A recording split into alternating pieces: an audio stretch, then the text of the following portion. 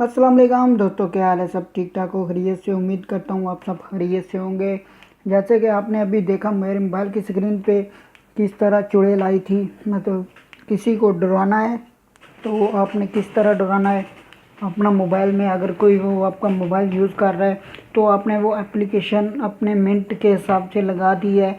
वो अचानक आपका मोबाइल यूज़ कर रहा है तो वो डर जाता है। तो आपने प्ले स्टोर से वे एप्लीकेशन है, एप्लीकेशन का मैं नाम भी बताता हूँ आपको, और उसके बाद उसकी कुछ सेटिंग है वो भी मैं आपको बताता हूँ। ये देख सकते हो मेरे मोबाइल की स्क्रीन पे ये मौजूद है।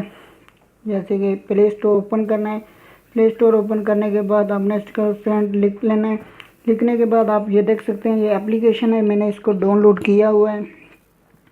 उसके बाद इसको ओपन करना है। ओपन करने के बाद कुछ सेटिंग है, आप जो भी मतलब भालू रखना चाहते हो कोई भी रख सकते हो। जैसे कि ये मैं ये रख देता हूँ।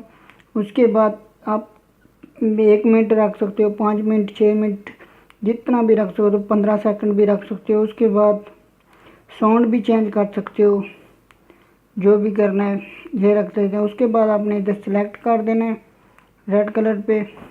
उसके बाद अभी 15 सेकंड बाद देखेंगे मेरे मोबाइल की स्क्रीन पे एक डरावनी सी शक्ल आएगी। तो आप ये वीडियो